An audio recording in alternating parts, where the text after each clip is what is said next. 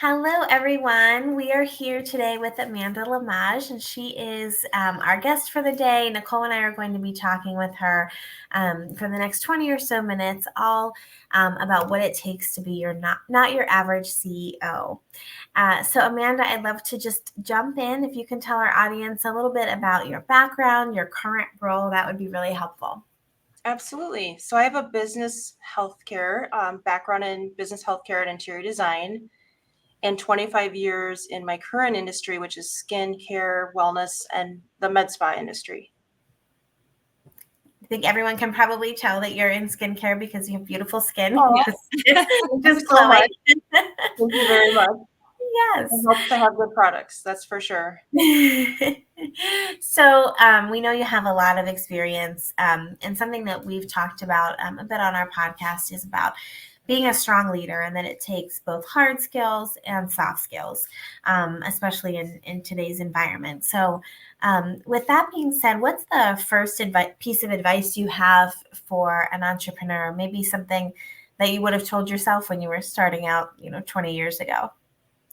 I think finding something that you're good at and that you're also passionate about, and if that takes trying a few times to find what that is, and once you find that, focus only on that one thing. I think that would be my advice to anyone starting out or looking back. When I first started, is definitely focusing in on that one thing and maybe not seeing everything else around you that can be a distraction from focusing on that specialty that you have.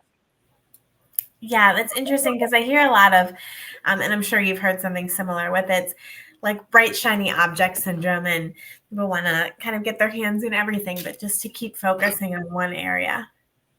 Absolutely. It's Really so important. important. I agree. So if someone is just starting out and they said, okay, I have this one area, this is what I would focus on, what do you advise their next step be? What is the most important next step that they take to go and execute this now vision that they have set their heart on? Definitely finding a mentor, finding someone that you trust and that you can go to for strong advice, that maybe someone that's already excelling at what they're doing or what you're looking to do, and you can follow them. You can definitely follow along with what works, and you don't have to reinvent the wheel. Just finding someone that's doing it right can be very beneficial, so you're not having to go through making so many mistakes. And you can do trial and error as well, just seeing what works and what doesn't. Yeah. Yeah. How would you say someone goes about finding a mentor, or, even someone, whether it's a formalized like coaching program or just more of an informal mentor? Where would you advise someone starts with that? I definitely think working within a school, something that they specialize, that you're looking to specialize in. I feel like they would have a counselor that you can work with, or they can lead you to other resources of where to go. And maybe it's an association, maybe you can get on a board within that industry. And I think getting involved in the community is very, very key as well. That was not what came to my mind, right? My mind, I think, find someone maybe on LinkedIn or in a network group. So I'm really glad that you brought school and a board, because those are fabulous resources. I think that a lot of people who may not be in school may forget that that's still a resource, or, there are different places you can look for a board to talk to. So thank you for bringing that to our listeners' attention, because it's not what came to my mind. Danielle, is that what you were thinking?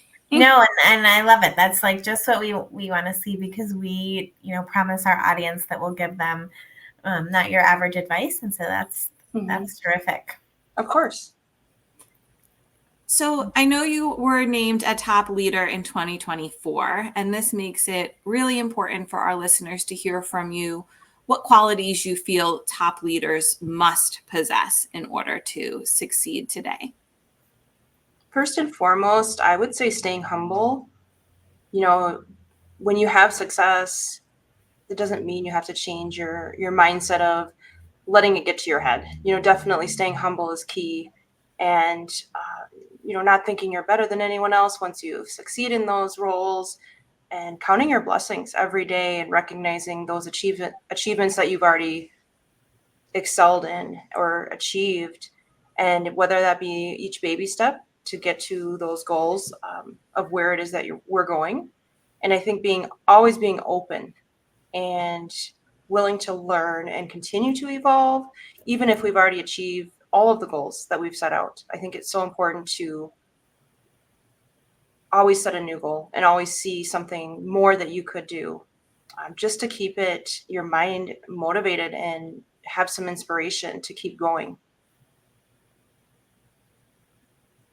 Yeah, definitely. I think staying motivated can be really hard just in different stages of your business too, and in your career. So I think that's really important. And for our listeners, we love to give them actionable tips. So what's something that they could start doing, right now after they listen to this podcast to better themselves, better their business, just to improve? What would you say that is?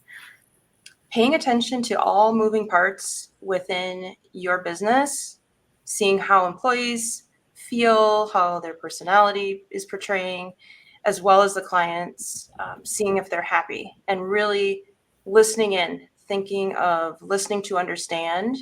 And you will see so many things that you may not have recognized before, and just paying attention to how everything is going. And with that, I feel like you will see more results in whatever it is that you're seeking to achieve, and showing leadership that you care, setting a great examples for your staff and others, that can be led by you. We agree. Danielle and I definitely align with you on that. We, in our company, we feel you can't resonate with your employees either unless you are stepping in their shoes. And, everyone at our company works with clients in some way, shape, or form, because you have to understand and be able to empathize with your employees and just be a leader for them. But if you can't execute what they're executing and understand what they're going through, we feel that you can't do that properly. What, as a business owner, has been the best piece of advice that you have heard that has contributed to your success? One thing that stands out, which I love, is hearing the most important investment you can make is in yourself. Yeah, absolutely. I think that's a really good one. I think that business owners and leaders, very often we look to external factors for, areas to invest. And it's very easy to forget the importance of that.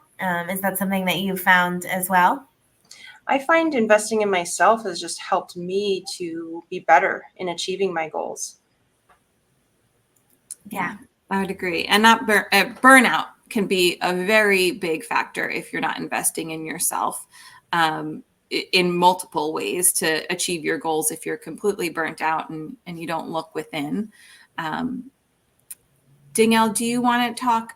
Do you have any more questions for Amanda before we talk to her about the title of our podcast?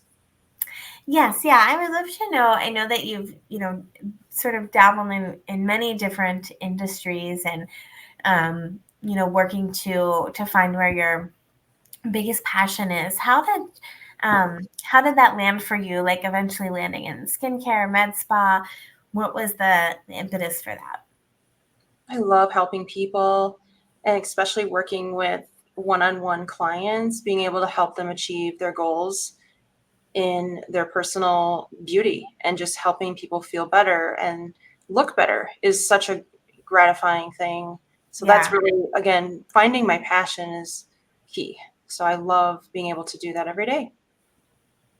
Oh, that's wonderful.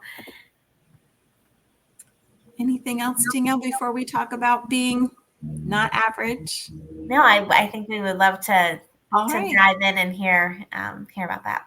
So, Amanda, as you know, our podcast is titled Not Your Average CEO Lifeline. Can you talk to us a little bit about what you feel not your average CEO means, that phrase means to you? I believe there is a small percentage of people that are willing to do whatever it takes to achieve success, whether that be within your personal life or business, especially as we're talking about, and doing whatever it takes to achieve those goals. And it may require sacrificing, family time temporarily, or working many hours, or doing whatever it takes to get to that goal, but it's definitely worth it in the end. Yeah, I Yeah. think you're right. There is a small percentage because it requires a lot of sacrifice. So thank you for bringing that to our audience's attention. Can you tell our listeners where they can hear or find more from you? And we will, of course, include it in all of our show notes.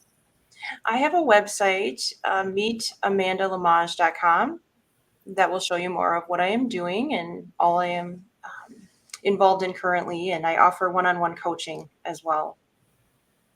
All right. Thank you so much, Amanda.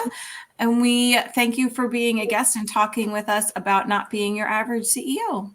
It's been my pleasure, and I really appreciate you having me as a guest. Thank you so much. Thank you.